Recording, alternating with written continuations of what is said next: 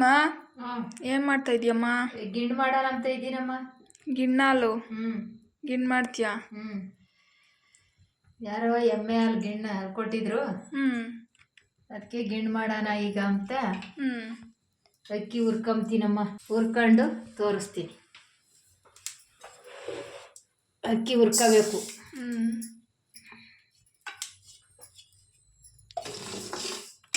ಒಬ್ರೊಬ್ರು ಒಂಥರ ಗಿಣ್ಣು ಮಾಡ್ತಾರೆ, ನೀನು ಯಾವ ಥರ ಮಾಡ್ತೀಯಮ್ಮ? ನಾನು ಪಾಯಸ ಥರ ಮಾಡ್ತೀನಮ್ಮ. ಹ್ಞೂ ಹ್ಞೂ ಅದಕ್ಕೆ ಹಾಲು ಹಾಕ್ಬಿಡ್ತೀನಿ. ಹ್ಞೂ ಕೆಲವರು ಈ ಕಡಲೆ ಬೀಜ, ಕಡಲೆ ಹ್ಞೂ ಅವೆಲ್ಲ ಕುಟ್ಟಿ ಪುಡಿ ಮಾಡಿ ಹ್ಞೂ ಗಿಣ್ಣಲ್ಗೆ ಹಾಕ್ತಾರೆ. ಹ್ಞೂ ಕೆಲವರು ಅವಲಕ್ಕಿ ಹಾಕ್ತಾರೆ. ಹ್ಞೂ ನಾವು ಮೊದಲಿಂದ ಏನು ಮಾಡಾರ ನಮ್ಮ ಅಮ್ಮಯ್ಯರೆಲ್ಲ ಹ್ಞೂ ಆ ರೀತಿ ಹ್ಞೂ ನಾವು ಮಾಡ್ತೀವಿ. ಹ್ಞೂ ಅಷ್ಟೇ. ಅವ್ರವ್ರು ಬಂದಿದ್ದು ಅವ್ರು ಮಾಡ್ತಾರೆ. ಅಷ್ಟೇ. ನಮಗೆ ಬಂದಿರೋದು ನಾವು ಕಲ್ತ್ಕೊಂಡಿರೋದು ನಾವು ಮಾಡೋದು. ಹ್ಞೂ ಎಕರೆ ಹಾಕಿದ 2-3 ದಿನದಾಗೆ ಹ್ಞೂ ಅದನ್ನ ಗಿಣ್ಣಾಲು ಅಂತ ಹ್ಞೂ ಕಾಪಿಗೆ ಹ್ಞೂ ಮಜ್ಜಿಗೆ ಅಂಥದ್ದೆಲ್ಲ ಮಾಡೋಕ್ಕೆ, ಮಜ್ಜಿಗೆ ಮೊಸರು ಮಾಡೋಕ್ಕೆ ಬರಲ್ಲ ಅದು. ಹ್ಞೂ ಅದನ್ನ ಈ ಥರ ಸ್ವೀಟ್ ಮಾಡ್ಕೊಂಡು ತಿನ್ನೋದು, ತಿಂಬೋದು. ಕರ ಹುಡ್ತಲ್ಲ ಅದಕ್ಕೆ. ನಾಲ್ಕು ಮನೇಲಿ ಮಗು ಹುಟ್ಟಿದ್ರೆ ಸ್ವೀಟ್ ಮಾಡ್ತಾರಲ್ಲ, ಹಾಗೆ ಕರ ಹುಡ್ತಲ್ಲ ಅದಕ್ಕೆ ಸ್ವೀಟ್ ಮಾಡ್ಕೊಂಡು ತಿನ್ನೋದು, ಸ್ವೀಟ್ ಮಾಡ್ಕೊಂಡು ತಿಂಬೋದು. ನಮ್ಮ ಭಾಷೆಯಲ್ಲಿ ಹೇಳ್ಬೇಕಂತ ಅಲ್ವಾ? ನೀವು ವೇಸ್ಟ್ ಮಾಡಬಾರ್ದು. ಹಾಲೆಲ್ಲ ಬೇರೆದಕ್ಕೆಲ್ಲ ಯೂಸ್ ಆಗಲ್ವಲ್ಲ, ಕಾಫಿ ಟೀಗೆ ಮತ್ತು ಎಪ್ಪಾಕಕ್ಕೆ ಯೂಸ್ ಆಗಲ್ವಲ್ಲ, ಅದಕ್ಕೆ ನೀವು ಈ ಥರ ಮಾಡ್ತೀವಿ. ಅದಕ್ಕೆ ಒಂದು 5-6 ದಿನದ ತಕನ ಆ ಹಾಲು ಯಾರಿಗಾನ ಕೊಡ್ತಾರೆ, ಏನಾನ ಸ್ವೀಟ್ ಮಾಡ್ಕೊಂಡು ತಿಂದ್ರಿ ಅಂತಾನೆ. ಅಷ್ಟೇ ಅಷ್ಟೇ. ಅವ ಮೊಸರು ಮಜ್ಜಿಗೆ ಬರಲ್ಲ, ಕಾಪಿಗೂ ಬರಲ್ಲ ಅವು. ಏನಾನ ಈ ಸ್ವೀಟ್ ಮಾಡೋಕ್ಕೆ ಬರೋದವ ಹಾಲು. ಅದಕ್ಕೆ ಇವತ್ತು ಗಿಣ್ಣು ರೆಸಿಪಿ ತೋರಿಸ್ತಾವ್ರ ನಮ್ಮಮ್ಮ. ನಿಮಗೂ ಇಷ್ಟ ಆದರೆ ನೋಡ್ಕೊಳ್ಳಿ, ಮಾಡ್ಕೊಳ್ಳಿ, ತಿನ್ಕೊಳ್ಳಿ. ಮಾಡ್ಕೊಳ್ಳಿ, ತಿನ್ಕೊಳ್ಳಿ. ಕೋಳಿ ಯಾವ ಕೋಳಿ? ಅಕ್ಕಿ ಹಿಂಗೆ ಕೆಂಪು ಹುರ್ಕೋಬೇಕು. ಯಾವುದೇ ಒಂದು ಪದಾರ್ಥಕ್ಕೆ ಏನಾನ ಸ್ವೀಟ್ಗೆ ಹಾಕ್ಬೇಕು ಅಂದ್ರೂ ಹಿಂಗೆ ಹುರ್ಕೊಂಡ್ರೆ ಚೆನ್ನಾಗಿರ್ತೈತೆ. ಇಳಿಸ್ಕೊಂತೀಯಾ?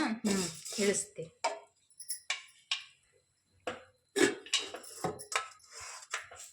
ನೀರಿಕ್ತೀನಿ. ಗಿಣ್ಣು ಪಾಯಸ ಮಾಡೋಕ್ಕೆ ನೀರು ಇಕ್ಕೊಂಡವ್ರು ನಮ್ಮಮ್ಮ ಈಗ ತಪ್ಪಲಲ್ಲಿ, ಅಲ್ವಮ್ಮ? ಹೂನಮ್ಮ.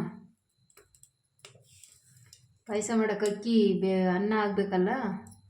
ನಿಂಗೆ ಗಿಣ್ಣು ಇಷ್ಟಮ್ಮ? ನನಗೆ ಗಿಣ್ಣು ಇಷ್ಟನಮ್ಮ. ಇಷ್ಟನಾ? ಇಷ್ಟ. ಚೆನ್ನಾಗಿರ್ತೈತಿ. ಸ್ಯಾನೆ ದಿನ ಇತ್ತು ಮಾಡಿ. ಜಾಸ್ತಿ ದಿನ ಆಗಿತ್ತು ಮಾಡಿ. ನಾಳೆ ಎಷ್ಟು ದಿವಸ ಆಯಿತು ಮಾಡಿ, ಅದಕ್ಕೆ ಮಾಡೋಣ ಅಂತ. ಈಗ ನಮ್ಮ ಅಕ್ಕಿ ತೊಳೆದಿದ್ದೀನಿ. ಅಕ್ಕಿ ಹಾಕ್ತೀನಿ, ನೀರು ಕಾದವೆ.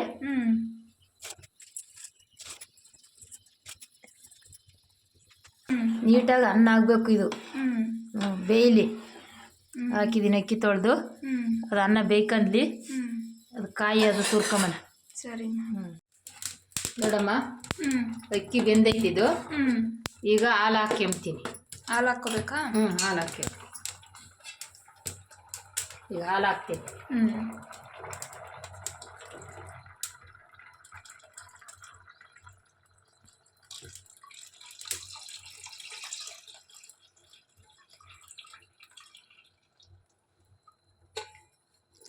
ಅಕ್ಕಿ ಬೇಯಿಸ್ಕೊಂಬಿಟ್ಟು ಹಾಲು ಹಾಕೋಬೇಕು. ಅಕ್ಕಿ ಬೇಯಿಸ್ಕೊಂಬಿಟ್ಟು ಹಾಲು ಹಾಕ್ಕೋಬೇಕು. ಈಗ ಇದ್ರಾಗ ಚೆನ್ನಾಗಿ ಬೇಯಿಸ್ಬೇಕು. ಬೇಯಿಸ್ಬಿಟ್ಟು ಆಮೇಲೆ ಬೆಲ್ಲ ಹಾಕೋದು. ಹಾಲಲ್ಲಿ ಬೇಯಿಸ್ಕೋಬೇಕಾ ಸ್ವಲ್ಪ? ಸ್ವಲ್ಪ ಹಾಲಲ್ಲಿ ಬೇಯಿಸ್ಕೋಬೇಕು.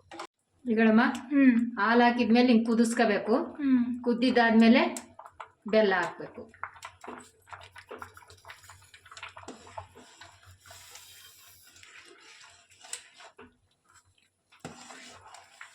ಒಂದು ಹಳ್ಳು ಉಪ್ಪು ಹಾಕ್ತೀನಿ.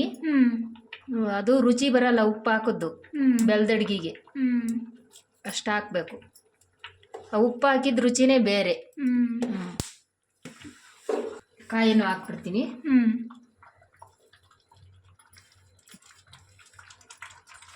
ಇಷ್ಟೇ ಈಸಿ ಅಲ್ಲಮ್ಮ? ಈಸಿ ಮಾಡ್ಕೊಂಡು ತಿನ್ನಕ್ಕೆ.